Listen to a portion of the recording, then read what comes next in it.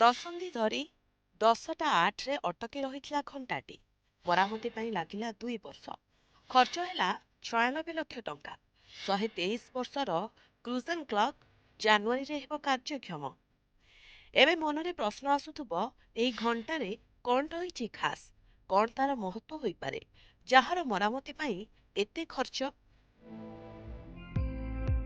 ଦଶନ୍ଧି ଧରି ଏହି ଘଣ୍ଟା ଲାଗିଛି ପଞ୍ଜାବ ଅମୃତସରର ଶ୍ରୀ ଦରବାର ସାହିବରେ, ଯାହାର କଣ୍ଟା ଅଟକି ଯାଇଥିଲା 10ଟା 8ରେ। ଲକ୍ଷ ଲକ୍ଷ ଭକ୍ତ ପ୍ରତିଦିନ ଶ୍ରୀ ଦରବାର ସାହେବ ବୁଲିବାକୁ ଯାଆନ୍ତି।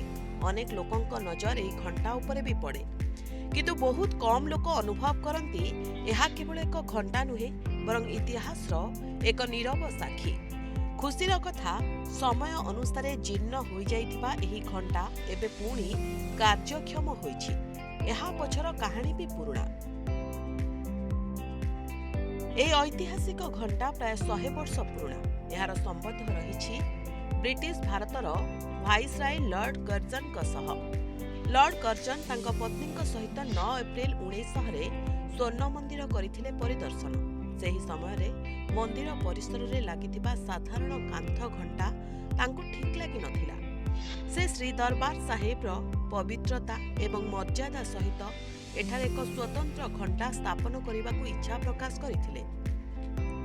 ଏହାପରେ ଇଂଲଣ୍ଡର ବର୍ମିଂହାମର ଏଲିଂଟନ ଆଣ୍ଡ କମ୍ପାନୀକୁ ଘଣ୍ଟାଟିକୁ ସ୍ୱତନ୍ତ୍ର ଭାବରେ ଡିଜାଇନ କରିବା ପାଇଁ ଆଦେଶ ଦିଆଯାଇଥିଲା। କମ୍ପାନୀ ଏହି ଘଣ୍ଟାଟିକୁ ପ୍ରସ୍ତୁତ କରିବା ପାଇଁ ପ୍ରାୟ 2 ବର୍ଷ ସମୟ ନେଇଥିଲେ। ପରେ ଏହି ଚମତ୍କାର ପିତ୍ତଳ ଘଣ୍ଟାଟି ସମ୍ପୂର୍ଣ୍ଣ ହୋଇ 31 ଅକ୍ଟୋବର 1902ରେ ଦୀପାବଳି ଏବଂ ବନ୍ଦିଛୋଡ଼ ଦିବସ ଅବସରରେ ଶ୍ରୀ ଦରବାର ସାହେବଙ୍କୁ ଉପହାର ସଦୃଶ ଦିଆଯାଇଥିଲା।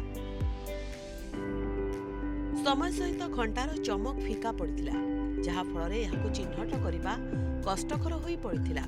ବିଶ୍ୱାସ କରାଯାଏ ଯେ ଦୁର୍ଘଟଣାବଶତଃ ଘଣ୍ଟା ଫ୍ରେମ୍ରେ ଫାଟ ସୃଷ୍ଟି ହୋଇଥିଲା, ଫଳରେ ଏହାର ଡାଏଲ ଏବଂ କଣ୍ଟାଗୁଡ଼ିକ ବଦଳାଇ ଏକ ସରଳ କ୍ୱାର୍ଟର ସିଷ୍ଟମ କଣ୍ଟା ଏବଂ ଏକ ଆଲୁମିନିୟମ ଡାଏଲ ସହିତ ବଦଳା ଯାଇଥିଲା, ଯାହା ଏହାର ଐତିହାସିକ ପରିଚୟକୁ ପ୍ରାୟତଃ ନଷ୍ଟ କରିଦେଇଥିଲା। 2023 ମସିହାରେ ଶ୍ରୀ ଦରବାର ସାହେବରେ ଚାଲିଥିବା ସଂରକ୍ଷଣ କାର୍ଯ୍ୟରେ ଶିରୋମଣି ଗୁରୁଦ୍ୱାର ପ୍ରବନ୍ଧକ କମିଟି ବା SGPC ଘଣ୍ଟାଟିକୁ ଚିହ୍ନଟ କରିଥିଲେ।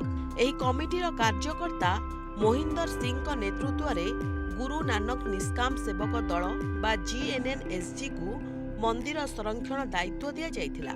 ପ୍ରଥମେ ଘଣ୍ଟାଟିକୁ UK, ତାପରେ ବର୍ମିଂହାମକୁ ନିଆଯାଇଥିଲା। ବର୍ମିଂହାମର ବିଶେଷଜ୍ଞମାନେ 2 ବର୍ଷ ଧରି ଘଣ୍ଟା ଉପରେ କାମ କରିଥିଲେ। ଏହାକୁ ଠିକ୍ କରି ଭାରତ ପଠାଇବାକୁ 2 ବର୍ଷରୁ ଅଧିକ ସମୟ ନେଇଥିଲେ। ଏଥିରେ ଖର୍ଚ୍ଚ ହୋଇଥିଲା ପ୍ରାୟ 80,000 ପାଉଣ୍ଡ, ଅର୍ଥାତ୍ 9 ଲକ୍ଷରୁ ଅଧିକ ଟଙ୍କା। ରୋମାନ ସଂଖ୍ୟା ସହିତ ଏକ ପିତ୍ତଳରେ ଡାଏଲ ତିଆରି କରାଯାଇଥିଲା ଏବଂ ଏହାକୁ ପୁଣି କାର୍ଯ୍ୟକାରୀ କରାଯାଇଥିଲା। ନଭେମ୍ବରରେ ପୁନରୁଦ୍ଧାର କରି ଏହାକୁ ଭାରତକୁ ଅଣାଯାଇଛି। ଏହା ଏବେ ସମ୍ପୂର୍ଣ୍ଣ କାର୍ଯ୍ୟକ୍ଷମ। ଏହାକୁ ସେହି ସ୍ଥାନରେ ପୁନଃ ସ୍ଥାପନ କରାଯିବ। SGPC ସଭାପତି ହରଜିନ୍ଦର ସିଂ ଧାମୀ କହିଛନ୍ତି, ଐତିହ୍ୟକୁ ସଂରକ୍ଷଣ କରିବା ଶିଖ ଅନୁଷ୍ଠାନର କର୍ତ୍ତବ୍ୟ ଏବଂ ଏହି ଘଣ୍ଟାର ପୁନରୁଦ୍ଧାର ଏକ ପ୍ରଶଂସନୀୟ ପ୍ରୟାସ। ଏବେ ଏହି ଘଣ୍ଟା କେବଳ ସମୟ କହିବନି, ବରଂ ଶ୍ରୀ ଦରବାର ସାହେବ ସହିତ ଜଡ଼ିତ ଇତିହାସର ଭବିଷ୍ୟତ ପିଢ଼ିକୁ ମଧ୍ୟ ମନେ ପକାଇବ। ବ୍ୟୁରୋ ରିପୋର୍ଟ, ପ୍ରମେୟ ନ୍ୟୁଜ୍ 7 ଡିଜିଟାଲ।